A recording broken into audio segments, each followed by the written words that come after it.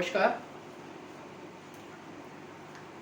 आज हम हिस्ट्री के नेक्स्ट जो लेक्चर है आपका वो मौर्यकालीन मौर्योत्तर काल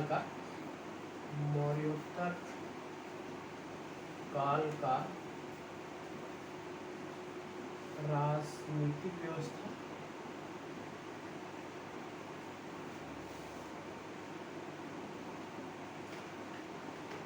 अर्थव्यवस्था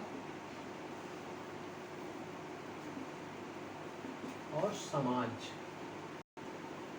ठीक है, इस पे आज हम चर्चाएं करेंगे। जैसे इसके पहले आपने मौर्य काल में देखा था कि एक विस्तृत साम्राज्य में आपके प्रशासनिक तंत्र, राजनीतिक व्यवस्था किस तरीके से संचालित हो रही थी और पूरे साम्राज्य को कितने भागों में बांटकर वहाँ पर एक केंद्रीकृत राजनीतिक व्यवस्था का उदय हमने मौर्य काल में देखा था। यहाँ जस्ट उसका वो स्वरूप जो है, बदला हुआ स्वरूप हमको नजर आता है। हम राजनीति के क्षेत्र में देखते हैं कि राजनीति के क्षेत्र में जहाँ मौर्य काल में अत्यधिक केंद्रीकरण की स्थिति थी, वही मौर्योत्तर काल में विकेंद्रीकरण की प्रक्रिया प्रारंभ हो गई थी। अब राजनीति में क्या हुआ था? विकेंद्रीकरण। विकेंद्रीकरण का अर्थ आप समझ सकते हैं कि क्या है। केंद्रीकरण का अर्थ है कि सत्ता एक ही जगह केंद्रित हो जाना, सत्ता का जो प्रमुख जो ताकत है वो एक जगह पर केंद्रित हो जाना। और विकेंद्रीकरण का है कि उस शक्ति को विभिन्न क्षेत्रों में बांट दिया जाना। ठीक है, तो हमें यहाँ विकेंद्रीकरण की प्रक्रिया दिखाई देती है। ठीक है, विकेंद्रीकरण का ये ड्रॉबैक ये होता है कि इसमें शासक कमजोर हो जाता है, शासक यहाँ पर बहुत शक्तिशाली नहीं रह जाता। और आप देखते हैं कि पूरे जो मौर्योत्तर काल का अध्ययन हम करते हैं तो उत्तर पश्चिम में आपके कौन आते हैं? उत्तर पश्चिम में आपको यूनानी आ जाते हैं, शक आ जाते हैं, पल्लव आ जाते हैं और कुषाण आ जाते हैं। उधर मौर्योत्तर काल का जो शुरुआत वो होती है कि शुंग वंश से, जिन्होंने 112 वर्ष तक शासन किया था, वो उसके बाद कन्नौ आ जाते हैं और नीचे की तरफ जो है आपके शातवाहन आ जाते हैं। इस तरीके से हमने देखा कि मौर्यों की जो एक राजनीतिक स्वरूप था, एक साम्राज्यवादी स्वरूप था, वहाँ इसको कई भागों में खंडित नजर आया मौर्योत्तर काल में। ठीक है, और खंडित नजर आने के कारण ऑटोमेटिक एक विकेंद्रीकरण की अवधारणा हमें यहाँ पर दिखाई देने लगी। सत्ता के कई केंद्र हो गए, एक उत्तर पश्चिम का केंद्र हो गया, एक आपका मिडिल जो आपका बिहार का जो क्षेत्र लेते हुए मध्य भारत का जो केंद्र था, और दूसरा एक दक्षिण भारत का केंद्र था जिसे दक्षिणा पथ के नाम से जाना जाता था। तो इस काल की सबसे प्रमुख बात राजनीतिक क्षेत्र में क्या हुई? विकेंद्रीकरण की अवधारणा। विकेंद्रीकरण, सत्ता का विकेंद्रीकरण, सत्ता का विकेंद्रीकरण। ठीक है, अब विकेंद्रीकरण से जब शासक कमजोर हो गया तो शासक को दैवीय शक्तियों से अभिभूत होने की बात यहाँ पर की जाने लगी। राजतंत्र में क्या हुआ कि दैवी अवधारणा का विकास, दैवी अवधारणा का विकास। ठीक है, शासक को अनेक दैवी शक्तियों से यहाँ पर बताया गया कि वह इन शक्तियों से आच्छादित हो गया शासक। ठीक है, और इससे क्या हुआ कि इनकी जो उपाधियां थी वो उपाधियां आप हम देखते हैं कि ये उपाधियां किस रूप में हमको हमारे सामने आती है? एक देवपुत्र के रूप में। ठीक है, देवपुत्र यानी कि यह देवता के पुत्र के रूप में शासक ने अपनी उपाधियां धारण की। ठीक है, यह देवपुत्र की उपाधियां चीन में उस समय प्रचलित थी। ठीक है, चीन में प्रचलित थी और वहां से कुषाण शासकों ने क्या किया? देवपुत्र की उपाधियां धारण करनी शुरू की। ठीक है, इससे क्या हुआ? इसका दैवीकरण, हमारा शासक का दैवीकरण हो गया। और दूसरा ये प्रमुख बात राजनीति के क्षेत्र में ये हुई कि राजनीति के क्षेत्र में शासकों की मूर्तियां, शासकों की देव मूर्तियां, मतलब मंदिर में रखने के लिए जो मूर्तियां हैं वो स्थापित होने लगी। शासकों की मूर्तियां मंदिरों में स्थापित होने लगी, मंदिरों में स्थापित की जाने लगी।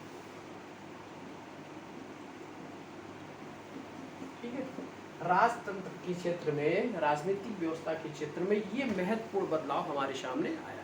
मैंने कहा कि सत्ता का विकेंद्रीकरण हुआ, सत्ता के कई केंद्र हमारे सामने प्रस्तुत हुए। केंद्र विकेंद्रीकरण की वजह से क्या हुआ, शासक यहाँ पे कमजोर हुआ, और कमजोर होने के कारण से शासक अपने स्थिति को बचाने के लिए दैवी शक्तियों को से अपने को अभिभूत या आच्छादित करने लगा। ठीक है, तो इस तरीके से यह चीनी अवधारणा है कि उन्होंने उपाधियां धारण की, और उपाधियों में कौन सी उपाधियां धारण की, जैसे देवपुत्र की उपाधि। ठीक है, और इसके साथ साथ अपनी मूर्तियां मंदिरों में स्थापित करने की। ठीक है, ये दो चीजें यहाँ पर हमारे सामने नजर आती है। इसके साथ साथ हम देखते हैं यहाँ पर कि शक और आपके यूनानी शासकों में, ठीक है, यूनानी और शक शासकों में क्या हुआ था कि संयुक्त शासन की व्यवस्था दिखाई पड़ती है।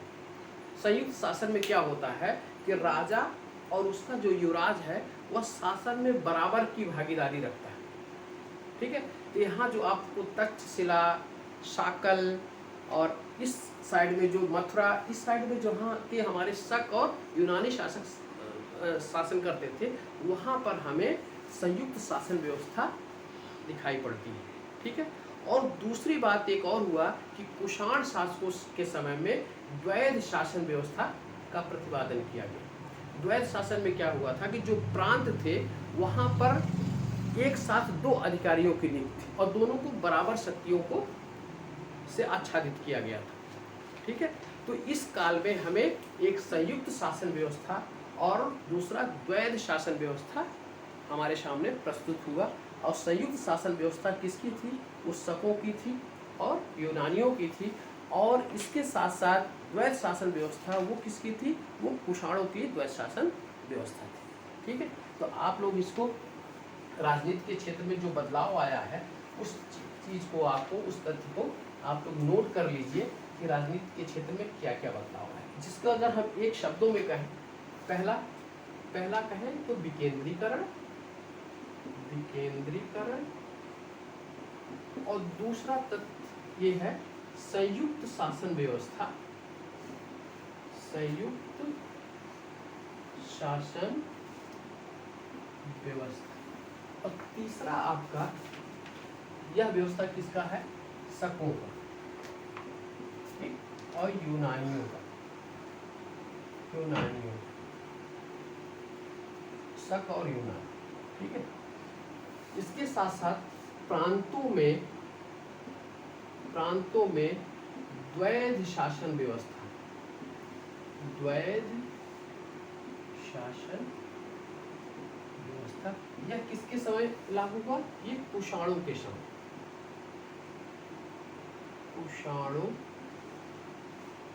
के समय द्वैध शासन। और इसका जो चौथा प्रमुख तत्व है कि राजतंत्र की दैवीय अवधारणा,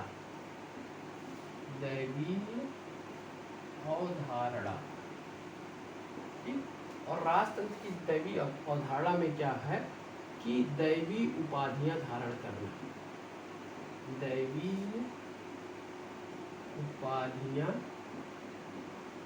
धारण कर, ठीक है, और स्वयं की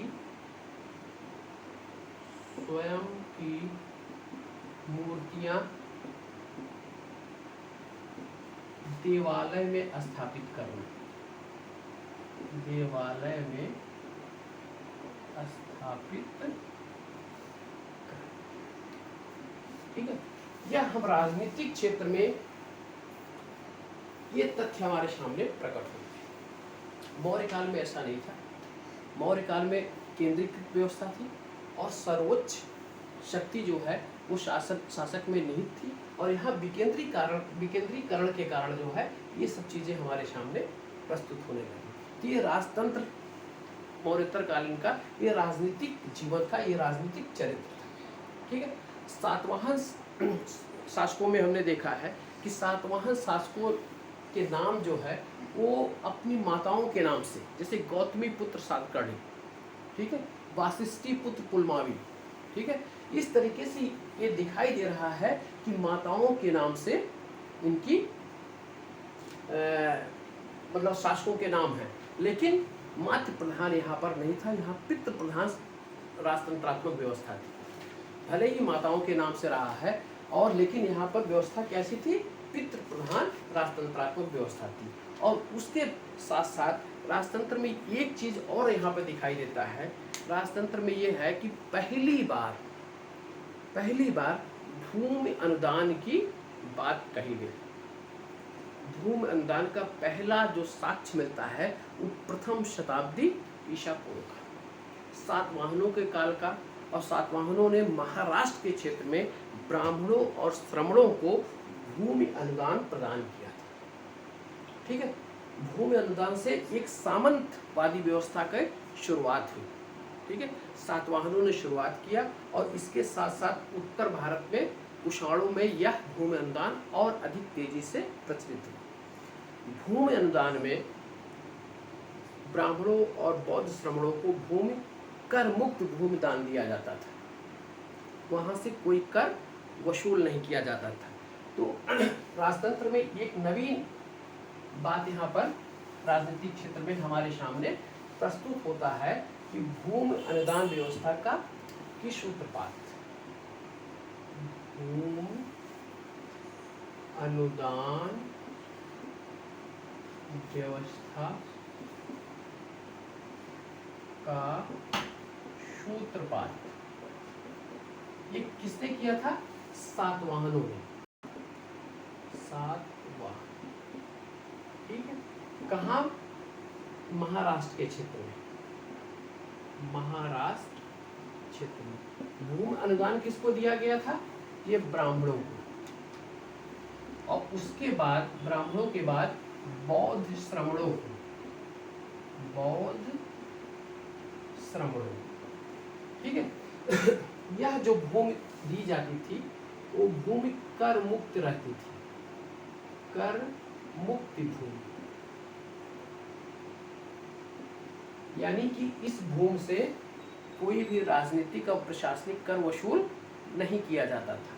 इसके बाद क्या हुआ कि आगे चलकर हम देखते हैं कि इस कर मुक्त भूमि से प्रशासनिक जो अधिकार शासक के पास रहता था वो भी उसको सौंप दिया गया। किसको? जो भूमि प्राप्त करता था। इसके बाद के काल में हमने क्या देखा कि प्रशासनिक अधिकार भी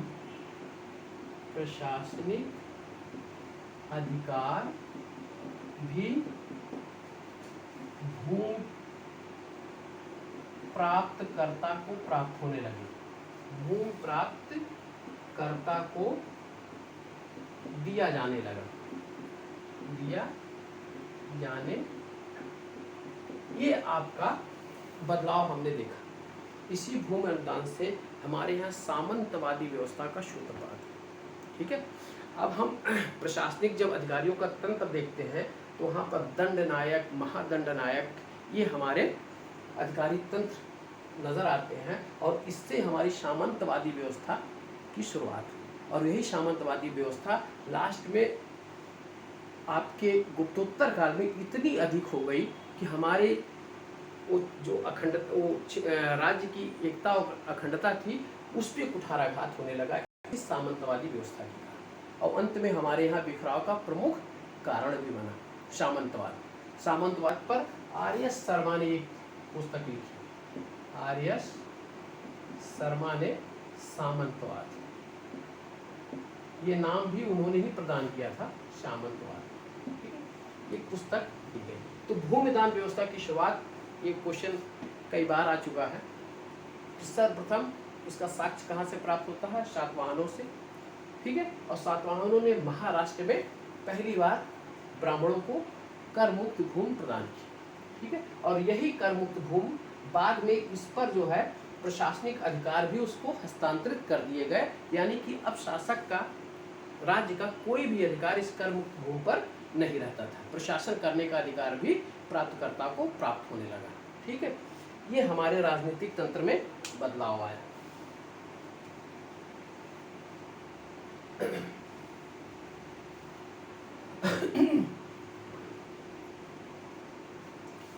इसके बाद हम इस काल के अर्थव्यवस्था पे आते हैं। जो महत्वपूर्ण बात यहाँ पर है कि मौर्योत्तर कालीन अर्थव्यवस्था। देखिए, अर्थव्यवस्था के क्षेत्र में नवीन प्रवृत्तियों का यहाँ पर प्रारंभ हमको दिखाई देता है। पहली एक नवीन प्रवृत्ति ये हमारे सामने आई कि हमारे यहाँ एक नगरों का विकास, जो 6ठी शताब्दी ईसा पूर्व द्वितीय नगरीकरण की शुरुआत हुई थी, उसकी पराकाष्ठा हमें मौर्योत्तर काल में दिखाई देती है। ठीक है, मौर्योत्तर काल में नगरीकरण की पराकाष्ठा हमें दिखाई देती, और नगरीकरण की पराकाष्ठा के कारण हमारे यहाँ नगरीय अर्थव्यवस्था का शुरुआत। यहाँ पर क्या हुआ? नगरीकरण की पराकाष्ठा। ठीक है, और नगरीकरण की पराकाष्ठा से क्या हुआ? नगरीय अर्थव्यवस्था। इस नगरीय अर्थव्यवस्था में कौन कौन से तत्व समाहित थे? पहली बात, शिल्प तथा व्यापार। व्यापार का उत्कर्ष। ठीक है, शिल्प तथा व्यापार का उत्कर्ष। और दूसरी बात, अर्थव्यवस्था के क्षेत्र में मुद्रा का प्रचलन। मुद्रा का प्रचलन। मुद्रा के प्रचलन से मौद्रीकृत अर्थव्यवस्था प्रारंभ हुई। मौद्रीकृत अर्थव्यवस्था का प्रारंभ हुआ। ठीक है, मौद्रीकृत अर्थव्यवस्था का प्रारंभ हुआ। इसके पहले हम देखते हैं कि अर्थव्यवस्था में पहले वस्तु विनिमय प्रणाली पर आधारित था। वैदिक काल तक ये प्रणाली हमारे यहाँ प्रचलित है। पहली बार हमारे 5वीं शताब्दी ईसा पूर्व में हमारे पास पहली बार सिक्कों का प्रारंभ होता है, जिसे आहत सिक्के कहा जाता है। उसके बाद हम देखते हैं मौर्य काल में एक व्यापार के क्षेत्र में सिक्कों का महत्व काफी बढ़ा। ठीक है, यहाँ पर मौर्यकालीन जो सिक्का होता था उसे पड़ कहा जाता था। चांदी का सिक्का पड़ कहलाता था, जो 3/4 तोले के बराबर होता था, और इसे रूप भी कहा जाता था। ठीक है, और इसके साथ साथ जो आपके उसके तांबे के सिक्के होते थे, तांबे के सिक्कों को वहाँ सबसे छोटा तांबा का सिक्का काकड़ी कहलाता था। काकड़ी के ऊपर अर्धमाशक और अर्धमाशक के ऊपर माशक होते थे। और उसके बाद जो सोने के सिक्के होते थे उन्हें सुवर्ण कहा जाता था। ठीक है, यहाँ पर सिक्कों की भरमार आपको दिखाई देती है। मौद्रीकरण जबरदस्त हुआ।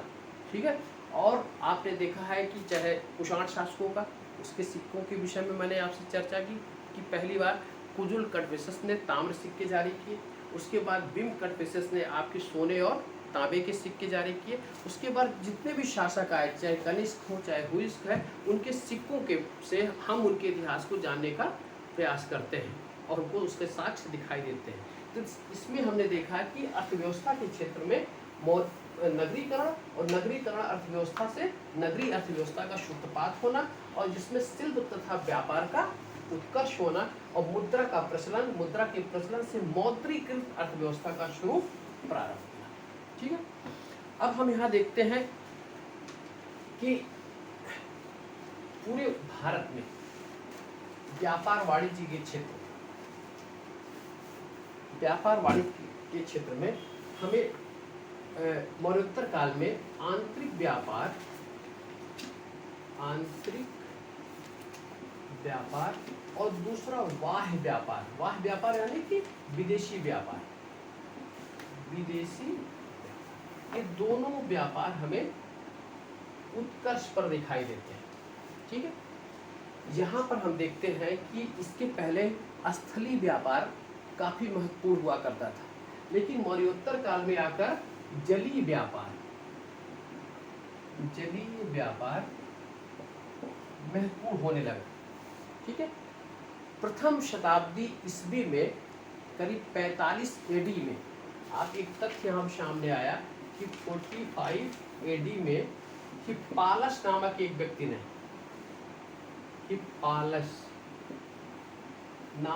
व्यक्ति ने, अरब सागर से चलने वाले मानसूनी हवाओं की खोज की। ठीक है, अरब सागर में चलने वाले मानसूनी हवाओं की खोज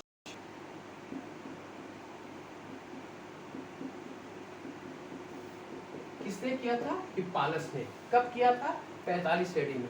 इससे क्या हुआ कि पश्चिम के देशों के साथ हमारे व्यापार काफी सुगम हो गए, और इस वजह से हम देखते हैं कि इस काल में वैदेशिक व्यापार काफी महत्वपूर्ण भूमिका के रूप में उभर कर सामने आता है। ठीक है, अर्थव्यवस्था के क्षेत्र में वैदेशिक व्यापार में हमारे पश्चिम के देशों में मिस्र के साथ, फारस के साथ, रोम के साथ, ठीक है, इन सब देशों के साथ हमारे वैदेशिक व्यापार के साक्ष्य मिलते हैं। वो भी साक्ष्य हमारे साहित्यिक और पुरातात्विक दोनों प्रकार के साक्ष्य हमें यहाँ पे प्राप्त होते हैं। हमारा जो रोम के साथ प्रमुख व्यापार था, ठीक है, इसमें पहली बात हम आयात और निर्यात की वस्तुएं देख लें कि कौन सा आयात किया जाता था और कौन सी वस्तुओं का निर्यात किया जाता था, और हमारे यहाँ कौन कौन से महत्वपूर्ण नगरीय केंद्र उभर कर सामने आए। तो पहली बात हम नगरों की बात कर लें कि जो नगर उभर कर सामने आते हैं उसमें एक मदुरै,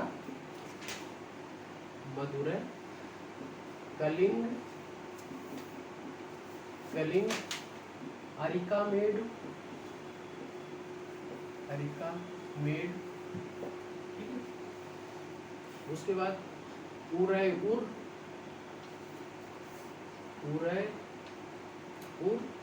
कॉल्ची, मुजरिस, ठीक है, मुजरिस, और ऊपर की तरफ हम देखते हैं तो बंग, पुंड्र, काशी, वत्स, और यहाँ उज्जैनी और तक्षशिला, अमरावती, ये प्रमुख हमारे व्यापारिक केंद्र सामने आते हैं।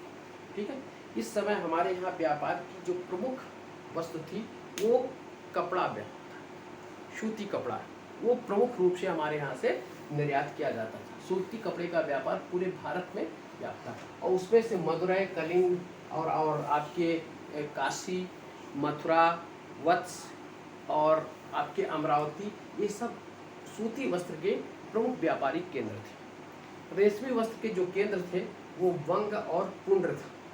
ठीक है, यहाँ पर पुंड्र से रेशमी कपड़े और वंग से मलमल के कपड़े काफ़ी फेमस थे, वहाँ काफ़ी उसका व्यापार किया जाता था। और इस समय हमें जो है अरिकामेड, उदयपुर, कालची, मुजरिस, ये हमारे बंदरगाह नगर थे। ये सब क्या थे? बंदरगाह नगर, ठीक है। और इसी के साथ साथ इस समय का जो महत्वपूर्ण बंदरगाह था पश्चिम के क्षेत्र का, वो बंदरगाह एक आपका भृगु कच्छ, दूसरा सोपारा, तीसरा आपका बैरिकम, ठीक है। ये महत्वपूर्ण हमारे बंदरगाह, इन बंदरगाहों से हमारे पश्चिमी देशों के साथ व्यापार संपन्न होता था, दक्षिण पूर्व एशिया के देशों के साथ व्यापार होता था, और चीन के साथ भी हमारे व्यापार यहाँ से संपन्न होते थे। व्यापार उस समय दो प्रकार के होते थे, एक प्रत्यक्ष व्यापार होता था और दूसरा पारगमन व्यापार होता था। प्रत्यक्ष व्यापार में हम लोग क्या करते थे कि अपनी वस्तुओं को प्रत्यक्ष रूप से विदेशों में निर्यात करते थे, और पारगमन व्यापार वो होता था कि जो विदेशों से हम लोग वस्तुओं को लाकर अपने यहाँ और उसके बाद यहाँ से उसका एक्सपोर्ट करते थे, यानी कि मध्यस्थता की भूमिका हम लोग निभाते थे। वह व्यापार हमारे यहाँ था। तो दोनों व्यापार हमको नजर आते हैं, ये प्रत्यक्ष और दूसरा पारगमन। और पारगमन व्यापार का एक प्रमुख उदाहरण आपका रेशम का व्यापार था।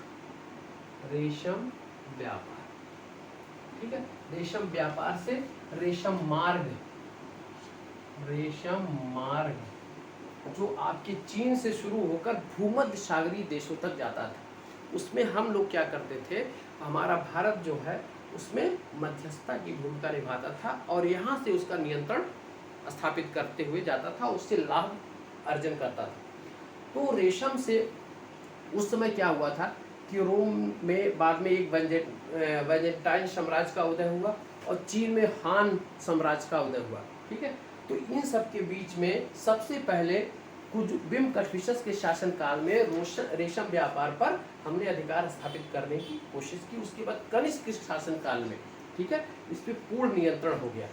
लेकिन इस व्यापार का बाद में पतन हो जाता है और पतन होने के बाद जो है व्यापारिक गतिविधियां यहाँ से समाप्त हो जाती हैं।